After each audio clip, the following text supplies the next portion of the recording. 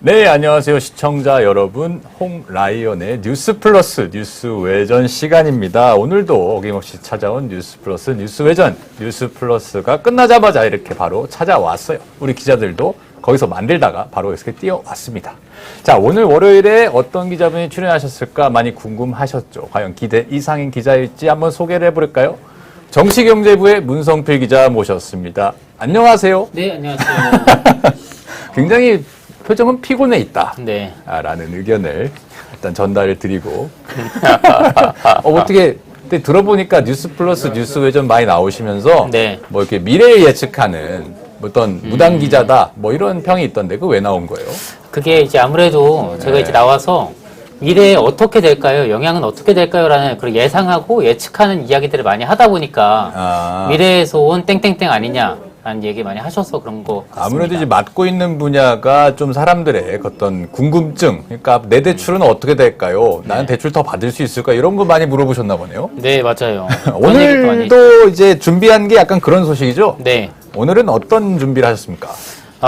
일단 오늘은 전세자금 대출과 관련된 문제가 지난주에 굉장히 뜨거운 이슈였는데 오늘은 이 전세자금 대출 이외에 다른 대출들은 어떻게 될까에 대한 영향에 대해서 간단하게 이야기를 좀 해보려고 합니다. 지금 전세자금 대출에 이어서 그럼 신용대출 네. 뭐 이런 거가 나오겠네요. 네, 그렇죠. 네. 신용대출과 부동산 담보대출 아마 이렇게 크게 생각하시면 될 것 같습니다. 그럼 어떻게 되는 건가요, 그러면? 더 막힌다, 더 부정적인 얘기가 아무래도 이어질 가능성이 높겠죠? 이제 결론부터 말씀드리면 네. 신용대출과 부동산 담보대출 앞으로 받기 더 어려워질 것이다. 그리고 안 돼. 내년에는 보다 더 어려워질 것이다. 이렇게 예상하고 있습니다. 굉장히 미래에서 온 것 같나요? 미래에서 왔다기보다 뭔가 네. 이렇게 종말을 예언하는 것 같은. 그래요? 그러니까 노스트라다무스처럼. 그렇습니다. 네. 아니, 어떻게, 왜 그렇게 되는 거죠? 저도 사실 이 미래에 네. 대한 제 예상이 틀렸으면 좋겠습니다. 사실 좋은 예상은 아니잖아요. 네. 그렇죠? 일단은 정부에서는 항상 매년 가계부채 잔액 증가율 목표치를 정해둡니다. 올해도 있고 내년도 있습니다. 올해는 6%대였고 내년에는 또 얘기해드리겠지만 4%대입니다. 근데 올해 이미 가계부채 증가율 목표치에 거의 근접했거든요.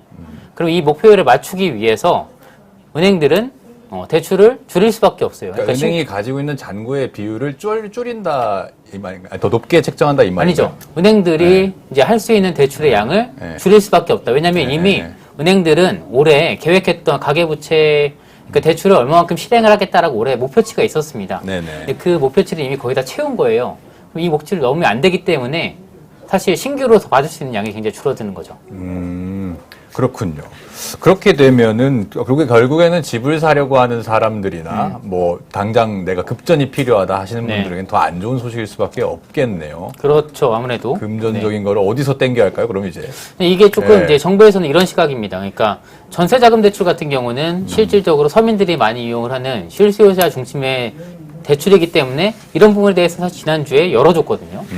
하지만 뭐 신용대출이라던가 주택담보대출이라던가 이런 부분은 실수요자들보다는 뭐 주식에 투자한다거나 코인에 투자한다거나 부동산에 투자한다거나 이런 식으로 뭐 정부에서 이야기하는 투기에 사용되는 빈도가 더 많기 때문에 이 부분을 줄여야 된다라고 강하게 생각하고 있습니다.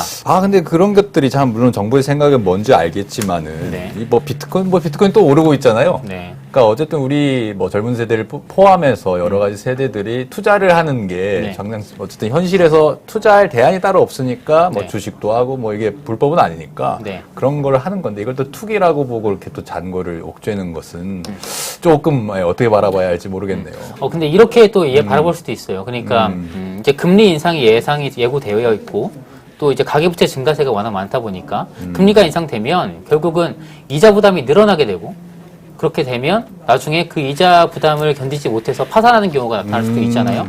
그런 차원에서 봤을 때는 정부가 미리 가계부채를 관리하고 선제 대응하는 거에 대해서는 사실 전문가들도 크게 이견은 없을 겁니다. 당장 어떤 투자를 할 수 있게끔, 그러니까 이제 유동성을 줄이는 데서 고통은 있겠지만 미래를 봤을 때는 긍정적으로 바라볼 수도 있다. 뭐 이런 거라고 분석을 할 수 있겠네요. 근데 이제 여기서 네. 그렇게 볼 수 있죠. 그러니까 네. 가계부채 증가세가 굉장히 크다. 가계부채가 굉장히 빠른 속도로 증가하고 있다. 그 왜 가계부채가 이렇게 빠르게 증가하냐를 곰곰이 생각을 해봤을 때 1순위로 꼽을 수 있는 건 바로 그겁니다. 집값 상승. 그렇죠. 집값 상승에 따른 주택담보대출과 전세대출의 증가.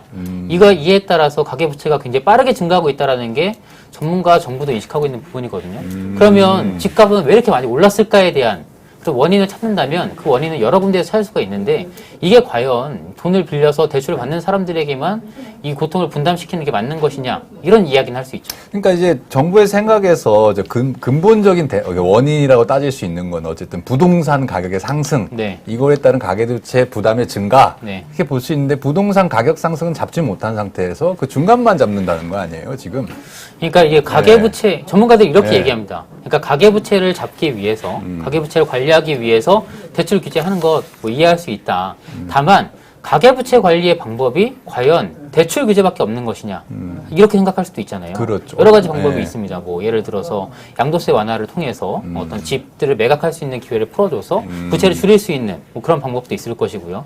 그러니까 가계부채를 관리할 수 있는 여러 가지 대책들이 있을 텐데 이게 과연 대출 규제만 하는 게 그 가장 효과적인 수단으로 볼 수 있을까라는 데에 약간 의구심을 제기하는 거죠. 그렇군요. 아니 이거 딴소리인데 오징어 게임에 대한 네. 평가에서 어디 BBC였던가요? 어디 뉴욕타임스였던가요? 거기서 이제 문제의 원인을 분석하는데 네. 한국의 가계대출 증가에 따라서 빈부격차가 많이 난 것에 대해서 저렇게 표현을 그 사실 자본주의의 네. 분상이잖아요. 네. 그렇게 약간 분석을 한 것도 있더라고요. 네. 그래서 우리가 지금 오징어 게임을 벌이고 있는 와중에서 또다시 이런 옥죄는 정책이 나오니까 네. 약간 좀 그렇게 일반 소비자, 그러니까 일반 국민 입장에서는 조금 더 불편하다고 느낄 수도 있을 것 같아요. 근데 이제 이게 굉장히 좀 주의 깊게 봐야 될 부분이 있습니다. 분명히. 이렇게 가계부채를 잡기 위해서 대출 규제를 강화하다 보면 분명히 피해를 보는 차주들이 생길 수밖에 없습니다. 그렇죠. 특히나 금융 소외계층이라고 하는 그러니까 자신의 상황 능력보다 더 많은 돈을 빌린 사람들, 예를 들어서 코로나19 직접적인 타격을 받아서 돈을 빌려서 영업을 하고 있는 소상공인이라던가 다중채무자 이런 분들은 사실 금리 인상 그리고 대출 규제가 심해졌을 때 굉장히 큰 피해를 받을 수 있고 또 파산까지 갈 수 있는 상황이 올 수 있기 때문에 선제적인 관리도 굉장히 중요하고 차주분들도 금리 인상을 확실하게 머릿속에 담아두고 자산을 어떻게 관리해 나갈 것인지 내가 대출을 어떻게 관리해 나갈 것인지 이런 계획을 좀 꼼꼼하게 세우실 필요가 분명히 있습니다. 사실 그 말씀하신 거에 제가 지금 사례인데 제가 오늘 이제 집주인을 통한 공인중개사의 통보를 받았어요. 네. 이제 다음 월 전월세 계약은 갱신 못 해주겠다. 네. 그 세금이 너무 많이 나와가지고 네. 이제 그 주택 용도가 아니라 이제 아마 오피스 용도로 돌리시나 네. 봐요. 그래서 이제 나갈 테니 나가라는 이제 네, 통보를 네, 오늘 네. 받아서 제가 오늘 매우 기분이 안 좋습니다. 매우 컨디션이 좋은 집에 살고 있었는데 네. 어쨌거나 네. 저의 개인적인 한풀이었고요. 근데 이제 뭐 세금이 많이 올라서 네. 아마 그분도 그런 선택을 하셨겠죠? 그렇습니다. 네. 그래서 앞으로 문성필 기자를 찾아가서 많이 도움을 요청할 수도 있는. 저보다는 네. 부동산부 기자를 찾아가는 게 낫지 아니죠. 않을까요? 그 전에 해결해야 할 게 먼저 있죠. 그렇습니다. 아니 근데 좀 궁금한 게 어쨌든 대출 규제가 계속 이어지고 있는데 은행마다 이제 쓰시는 은행마다 좀 다를 거 아니에요? 네. 어떤 은행에서는 그나마 조금 좀 여유가 있는 그런 데가 있나요? 일단 현재 상황에서 네. 하나은행 같은 경우는 오는 20일부터 신용대출과 부동산담보대출을 연말까지 중단하겠다 이렇게 밝힌 상황이고요. 농협 같은 경우는 신용대출의 경우 자기 연봉 이내에서 그리고 부동산담보대출 같은 경우는 11월까지 일단 전면 중단한 상태입니다. 그리고 국민은행과 우리은행은 영업점별로 이제 대출 한도를 정해줘서 그 안에서 관리를 하고 있고요. 신한은행은 상대적으로 대출 잔액에 조금 여유가 있기 때문에 아직까지 별다른 조치는 없지만 이 앞서 말씀드렸던 은행들이 대출 관리를 하고 있기 때문에 자칫 풍선 효과로 대출이 한꺼번에 몰릴 것에 대비해서 일단 모니터링을 강화하고 있다 이런 상태인데요. 신한은행이 가장 여유가 있긴 하지만 또 갑자기 몰리게 되면 이 또한 장담할 수는 없는 상황입니다. 근데 이제 보통 그렇게 대출을 옥죄기 시작하면은 1금융이 당연히 이제 규제가 가장 세고 네. 2, 3금융 우리가 흔히 말하는 4금융까지도 네. 뭐 이렇게 순서대로 퍼지잖아요. 네. 지금 2금융권이나 그럼 뭐 주택은행 아니 뭐 저축은행이나 네. 뭐 이런 데도 똑같은 더 상황인 건가요? 말씀하셨던 네. 것처럼 1금융권에서 이제 대출 규제가 심해지다 보면 2금융, 3금융까지 이제 풍선 효과처럼 대출 실수요자들이 몰릴 수 있는데 네. 아마 이르면 이번 주 아마 다음 주가 유력하지만 정부에서 가계대출 추가 대책을 내놓게 되면 2금융권에 대한 DSR 규제라든가 이런 부분들이 분명히 강화된 대출 규제가 나오게 되고요. 그렇게 되면 아마 2금융권에서도 대출을 받기가 쉽지는 않으실 겁니다.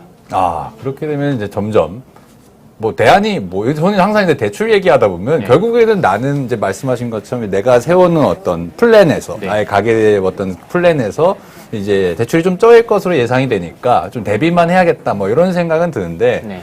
그러니까 결말이 항상 좀 답답하더라고요. 어떻게 이거를 해야 되냐. 그럼 사실 지금 내년에 정권 바뀌는 것도 있긴 한데 네. 그 후로도 사실 좀 변곡점이 생기는 것 같기도 하고 네. 그러니까 뭐라고 이 이야기에서 내가 좀 결론을 지어야 할지 항상 열린 결말이어가지고 그냥 저 개인적인 의견을 네. 말씀을 드리자면 무조건 이 정부 정책이 어떻게 바뀔지는 사실 아무도 모릅니다. 특히 내년에 대선이라는 큰 어떤 정치적 이벤트가 있는 상황에서 완화가 될 수도 있고 아닐 수도 있거든요. 다만 너무 낙관적으로 생각을 해서 나의 어떤 대출 계획이나 이런 걸 세우는 것보다는 최악의 상황을 가정하고 대출 계획을 세우는 게 앞으로 이 어떤 상황이 닥쳤을 때 내가 대처하기에 좀 더 좋지 않을까 이런 생각이 듭니다.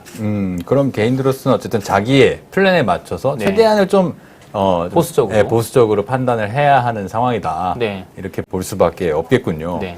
근데 이제 어쨌든 대출 얘기는 너무 가슴이 답답해지니까 네. 여기까지 하고 사실은 이제 시청자 여러분은 잘 알겠지만 제가 월요일 날 진행을 맡으면서 3만 명이 넘으면 공약을 하나 걸었었어요. 네. 그래서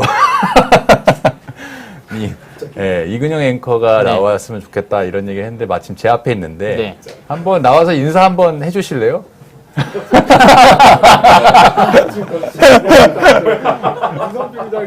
아니요, 이거 저 해줘야 돼요.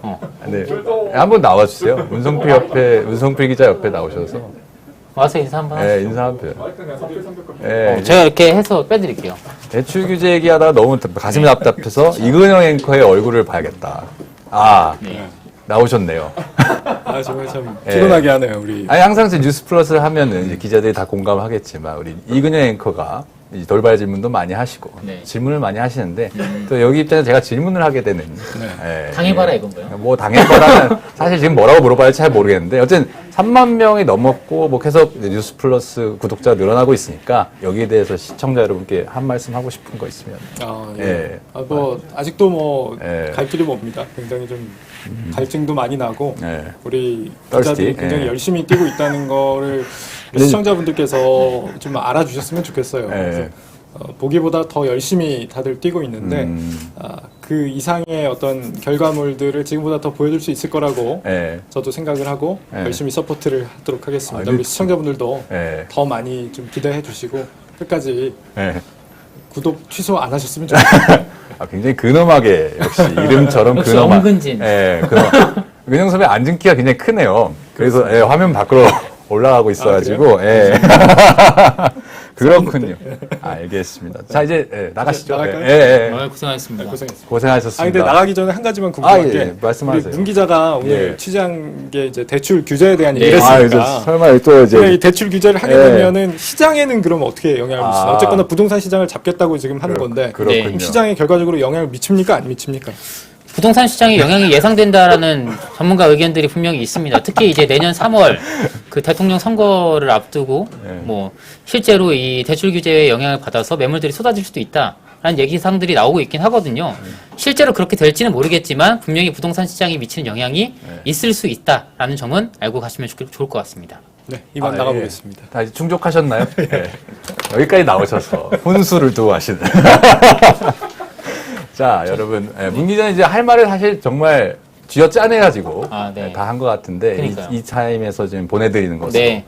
하겠습니다. 마이크도 뗐으니까 아, 저는 예. 이만 나가보도록 하겠습니다. 자, 다음 타자에게 그런 네. 마이크를 전수하는 그런 시간을 좀 갖고요. 기념식이라도 해야 되나요? 예, 그렇습니다.